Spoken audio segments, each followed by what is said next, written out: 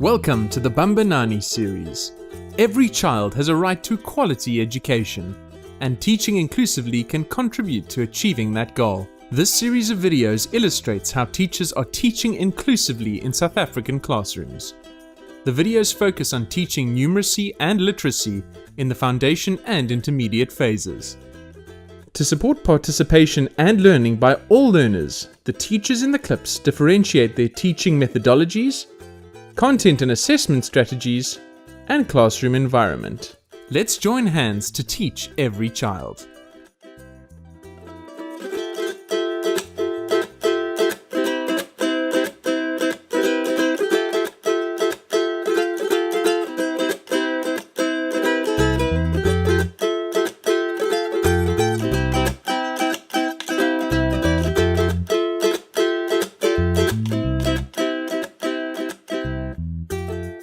Hi, my name is Nisa Ahmad. I teach grade 5 English at Bedford View Primary School. Today we've done a lesson on how to do script writing. We started the lesson off introducing the children to what a dialogue is, what are the necessary components of a dialogue. Today we're going to be learning how to write a dialogue. Now, in the past we've done stories. We've just all written a fairy tale. What's the most important thing to have in a story? The main part of a story is characters. We have characters, and when we have characters in a story, what are they meant to do? Direct speech, because they are talking to each other. My name is Shakira Akabor. I am a PhD candidate at the University of the Witwatersrand, and I'm studying inclusive education now for the 6th year. Inclusive pedagogical practices refer to skills, techniques, problem-solving strategies that teachers use in the classroom that maximize full participation of all learners, that include all children within the classroom, and that is respectful of all the children within the classroom. This time we are going to learn the rules on how to write a dialogue for a script. What is a dialogue? A dialogue is a conversation between two people. So if we've got characters, and now we know we're writing in our books, we've got to have a margin. Okay? And we said that the names of the characters are going to appear along the margin in capital letters, followed by a colon. Right, Caleb, you chose yourself as your character. What are you saying to me? Good morning, Mrs. Ahmad. So he's speaking to me. Naturally, I've got to be the next character. When we're writing a script, what do the unspoken words do for us? They do the actions.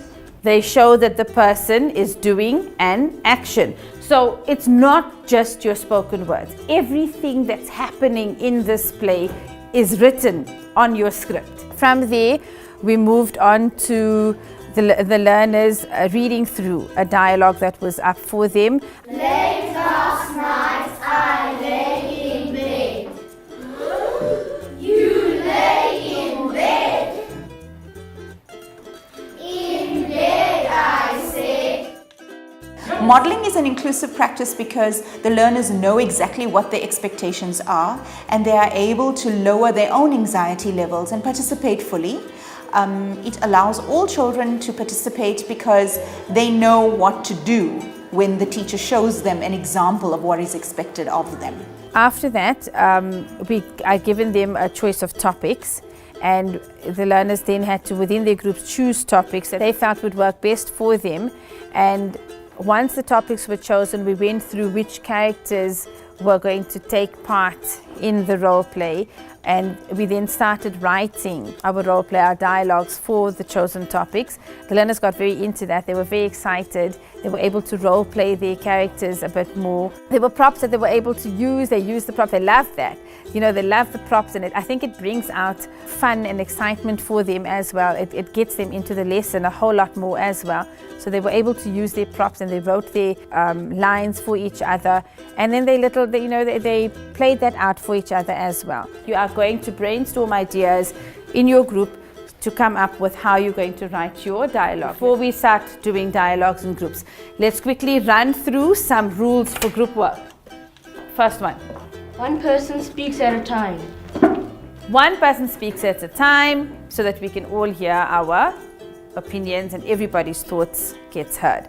You're going to write the topic at the top of your page. You're going to write each of your names, and you're going to write the role that you're going to play. And then we're going to start writing scripts. Remember to talk your lines out before your scribe actually puts them to paper. Caleb can act like Shamia because Shamia's not here. Okay, fine. Number 1. You say like you mess or you like near your laugh. You mess on a jeans and you laugh. So you messed on your jeans.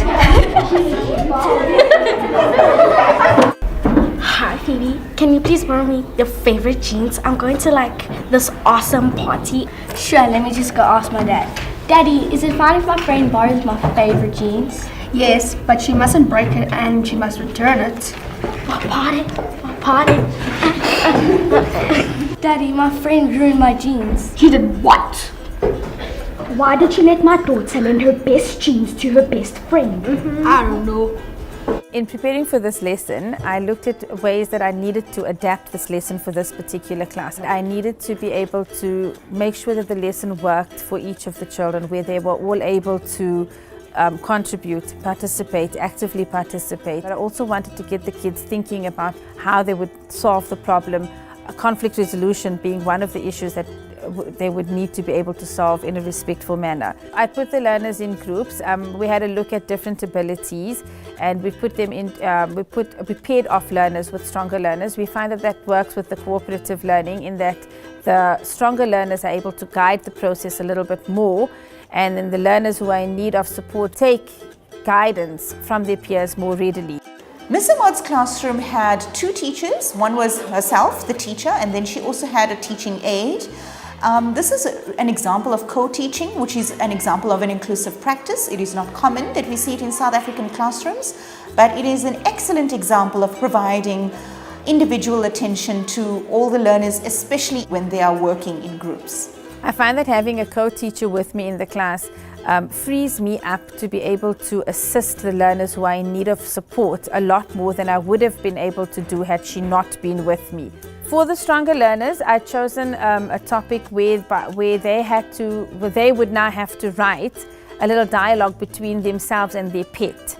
You are going to write your little dialogue of a conversation that takes place between you and your pet. So your pet's going to tell you about a day in their life. What do they do when you're gone?